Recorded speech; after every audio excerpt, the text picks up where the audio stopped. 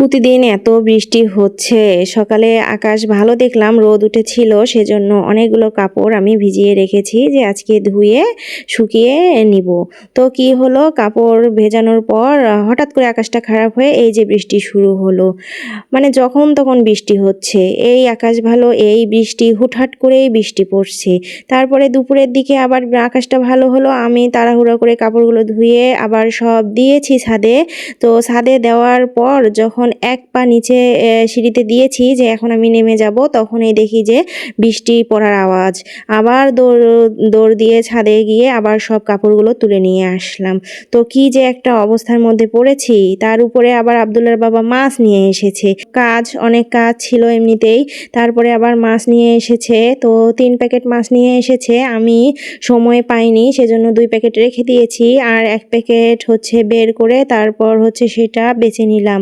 তো মাছগুলো কিন্তু নিয়ে এসেছিল গতকাল রাতে। তো রাতে মাছ নিয়ে আসলে এমনিতেই আমার মেজাজটা খারাপ হয়ে যায়, কারণ রাতে মাছ কাটতে ইচ্ছে করে না, আর ফ্রিজে রাখলে পরের দিনে তো আরও অবস্থা খারাপ হয়ে যায়। আসলে মাছগুলো টাটকা টাটকা কেটে ফ্রিজে রাখলেই ভালো হয়, কিন্তু তারপর দিন বের করে কাটলে আসলেই সমস্যা হয়।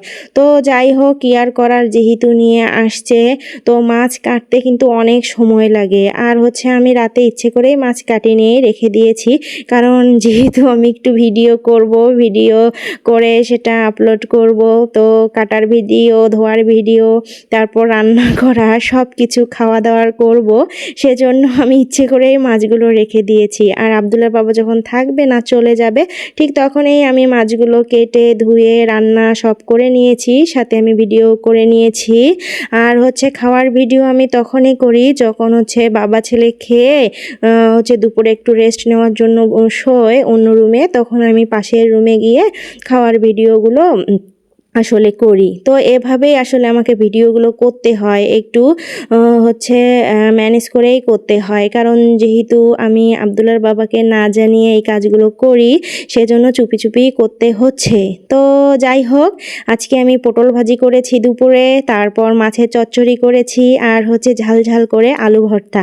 তো আলু ভর্তাটা এত মজা হয়েছে, পটল ভাজির এই পেঁয়াজ মরিচটা খেতে যে আমার এত ভালো লাগে, সেজন্য আমি পটল ভাজি করলে সেখানে পেঁয়াজ মরিচের পরিমাণটা একটু বেশিই দেই, আর এভাবে ভাত দিয়ে মেখে মেখে খেয়ে নেই।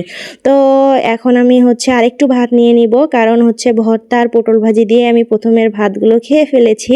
তারপর আরেকটু ভাত নিয়েছি, তারপর সেখানে হচ্ছে মাছের চচ্চড়ি নিলাম। তো মাছের চচ্চড়িটা অনেক মজা হয়েছিল।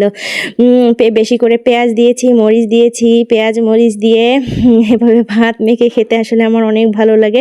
আব্দুল্লার বাবারও পছন্দ, সেজন্য সে বলেছে যে শুধু পেঁয়াজ মরিচ দিয়েই এরকম মশলাপাতি দিয়ে চচ্চড়ি করতে, সেজন্য এরকম করেই চচ্চড়ি করেছি। তো আজকে এ পর্যন্ত, সবাই ভালো থাকবেন, সুস্থ থাকবেন। ভিডিওটা যদি ভালো লাগে একটা লাইক করবেন, কমেন্ট করবেন, সাবস্ক্রাইব করে পাশে থাকবেন। আল্লাহ হাফেজ।